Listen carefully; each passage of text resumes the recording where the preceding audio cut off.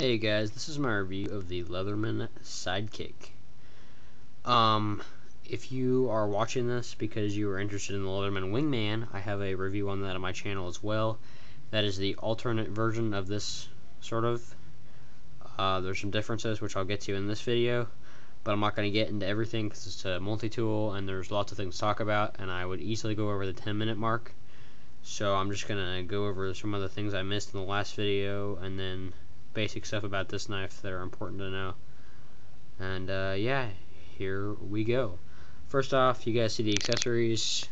If you haven't already watched a review on this particular multi-tool, you will learn in this video that it comes with a little leather pouch with two little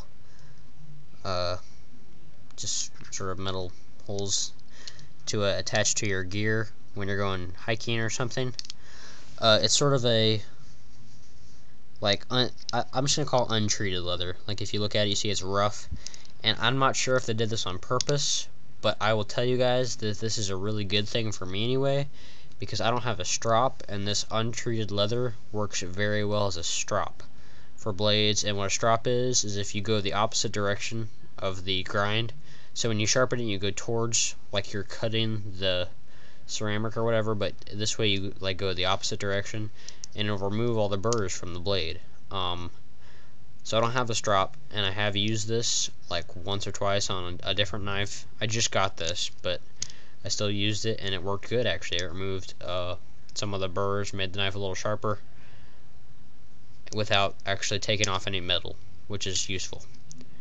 Cutlery Lever has a video on that, but I'll go ahead and show you here.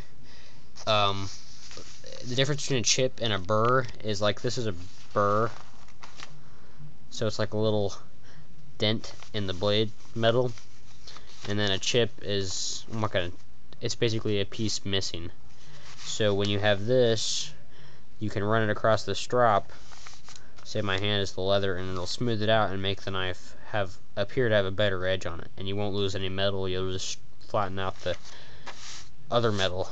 Why I have the papers for paper cutting test, I'm not sure if I got to it in the last video, but the Wingman's knife was really dull. This one's quite sharp, so I want to go ahead and do a paper cutting test.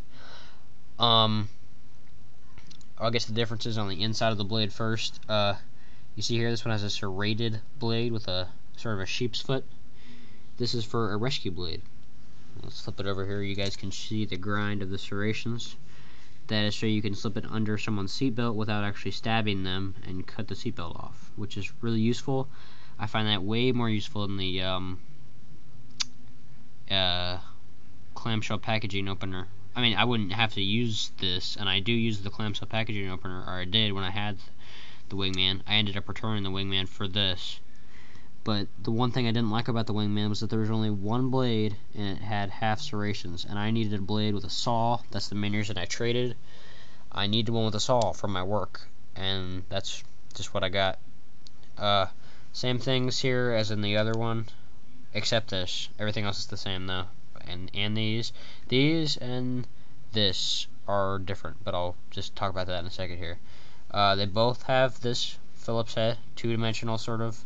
You can see it's like flat, but it does work very well, two-dimensional. And the tools do sort of clump together. You see there you got a flat head. That one works very well as well. Basic flat head size, like the average one you'd find. Serrated blade I showed you. Let's go ahead and put the serrated blade away. I also want to show you the lockup strength. It's very nice. These don't actually lock, but they have a back spring. See that right there? Sort of like a Victorinox sort of thing. It's a slip joint. Anyway, yeah, they lock up very strong. Not gonna fail on you. But oh, here's another thing before I lose it in the bundle. That lanyard hole. The Wingman does not have a lanyard hole. It has the clip and other stuff, but no lanyard hole. This blade is mostly meant to be a backpacking blade, which is fine with me because that's something I would use it for more than the Wingman, which I sort of touched on in my other video, is sort of a more of a like a office setting. So you got packaging opener and then one small blade and then scissors.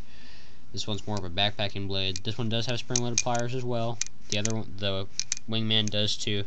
Same pliers, very nice. Spring-loaded, relatively strong, relatively nice point on them. They match up very well. Weird cutters, they don't overlap like regular Leatherman, they just sort of end up at a point, and I have used these, they work fine. I don't have a problem with them. Some people do, but I don't really care. Not that big a deal.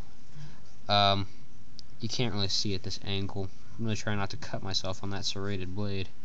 Let's put the lanyard hole away. Like I said, these do clump together, so it can be hard to get them out. You see that little in the bottle / can opener? That's there. But at the end of that, there is a wire stripper, and I'm trying to see serrated blade, chisel ground, you see, and then there's the ruler, 1.5 inches, so however many centimeters, I don't know off the top of my head. I would count, but I'm trying to get this video done. And then a wood metal file, works on your fingernails too. There we go. Okay. Bottle can opener, chisel grind, sharpened on one end so you can actually open a can. But if you see down here, you can see this is sharpened. That's for stripping wires, and that actually works very well.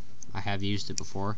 It's a little strange because it's not dual-sided like wire stripping pliers, but it works fine. So that's the tools on the inside. Again with the pliers, very nice. Again, the only difference on the inside between this and the Wingman is that this one has the serrated rescue blade instead of a clamshell, and then this one has the lanyard hole, while the other one does not. So, okay. Let's get to the outside here. This one has one main blade. You see there? This one is completely straight edge. The one on the Wingman, it only has one blade on it, but it's partially serrated on that blade. And I prefer plain edge if I have another blade. I don't mind combo edges if I'm not carrying anything else with me, but I'm usually carrying a multi-tool and a knife, so I have no problem finding a serrated blade, so I prefer plain edge as long as I have something else. So this is fine. Very sharp, no play side to side. Up and down though, there is a little tiny bit of play because this tool is sort of smaller than the knife on the Wingman. So but it's the same screw size, but it's nothing to worry about. It's very strong, and I don't ever use the knife on a multi-tool. It's sort of my backup to all the other ones I carry, which are my EDC knives. I usually have two, one and then a backup one. But this one is very nice. I strop this one and then leave it razor sharp just in case I need it. One hand opening, sort of a hole here, sort of a mix between a Spyderco and a Strider hole, but it's not patented or anything. It's just a thumb opening hole like a thumb stud, so you can open it with one hand. You don't have to open the tool. It's very nice. Let's see if I can do a cutting test here. The last time I tried to do a cutting test on a video looked very strange. I'll try and set it up this way this time. So I have the paper here, I have the knife.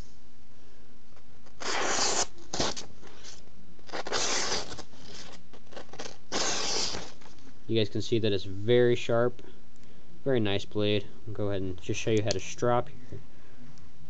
So you just stroke it the opposite direction. Get off all those burrs. I will do a real quick test of the serrated blade now.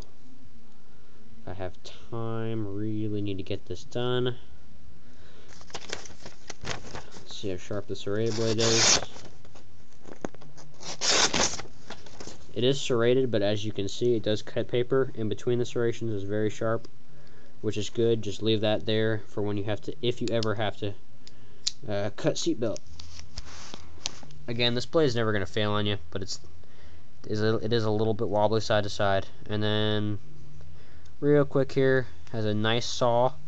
Excellent lockup on the saw. No play any direction. None anywhere. Nice thinness for cutting thick stuff, so it doesn't have a lot of friction. Very nice knife. I love this knife. It's a good entry-level knife. If you like this one, I definitely suggest watching my other review on the Leatherman Wingman to see if this is for you or the other one. They're the same price if you get them from Amazon. Anywhere else, this is going to be $10 more. So there you guys go. The Leatherman Sidekick.